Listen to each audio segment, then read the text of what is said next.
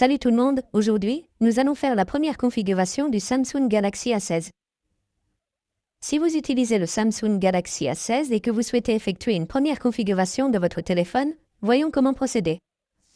Tout d'abord, vous obtiendrez cet écran de type. Vous devez sélectionner votre langue, qui sera celle de votre système. Je vais sélectionner l'anglais, le Royaume-Uni. Sélectionnez ensuite OK. Sélectionnez Démarrer.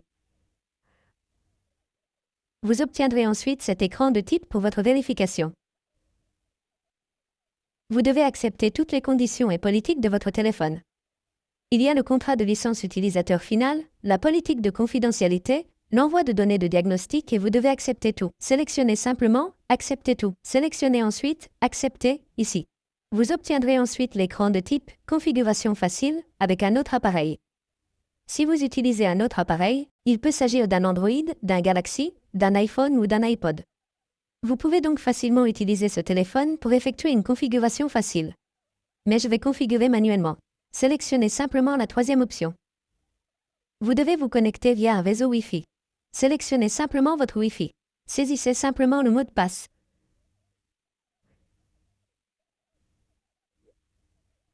Saisissez simplement le mot de passe et sélectionnez se connecter.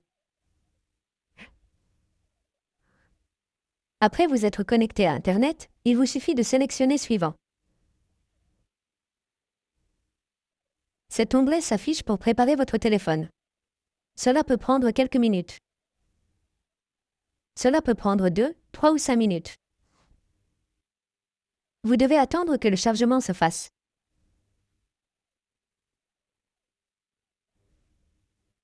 Après le processus, vous obtiendrez ce type d'affichage qui permet de copier les applications et les données. Si vous utilisez un appareil Samsung, vous pouvez facilement utiliser cette étape qui consiste à copier toutes vos applications et données ou les photos et vidéos de votre compte Google, etc. Vous pouvez facilement sélectionner Suivant, mais je vais sélectionner Ne pas copier. Ce type d'affichage s'affiche. Après cela, vous devez configurer votre compte Google.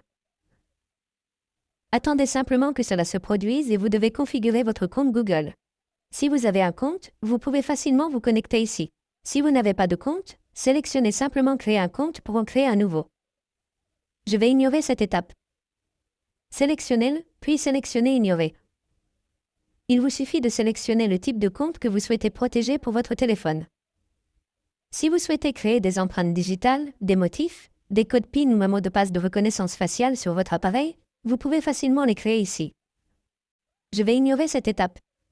Sélectionnez simplement Ignorer. Il s'agit ensuite des services Google qui permettent la localisation, autorisent la numérisation, envoient des données d'utilisation et de diagnostic et installent des applications. Vous devez toutes les accepter. Après cela, vous obtiendrez ce type d'affichage qui prépare votre téléphone. Cela peut prendre quelques minutes. Cela prendra environ 1 minute. Vous devez simplement attendre. Après cette étape, vous devez effectuer d'autres réglages. Après cela, vous pouvez facilement utiliser votre téléphone. Vous devez donc simplement attendre qu'il soit chargé.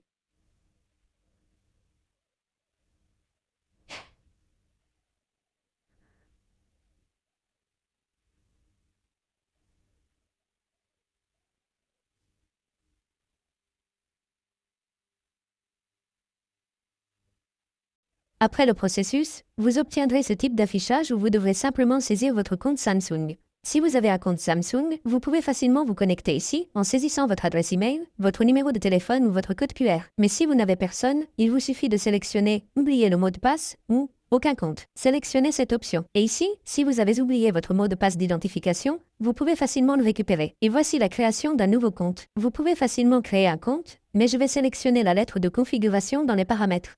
Sélectionnez simplement cette option et ignorez-la. Et ici, vous devez accepter les informations légales du service Samsung. Et voici les conditions générales de service.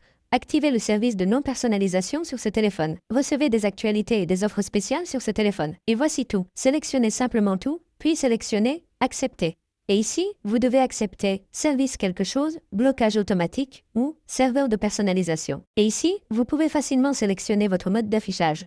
Il peut être clair ou sombre. Vous pouvez facilement sélectionner. Je vais sélectionner « Clair », puis sélectionner « Suivant ». Et ici, vous devez attendre 5 secondes. Et après cela, vous obtiendrez cet onglet « Affichage » qui signifie « Vous êtes prêt ». Et après cela, vous sélectionnez « Accueil » pour aller sur votre écran d'accueil. C'est ainsi que vous pouvez facilement faire une première configuration de votre Samsung Galaxy A16. Merci beaucoup d'avoir regardé la vidéo. À la prochaine vidéo, au revoir.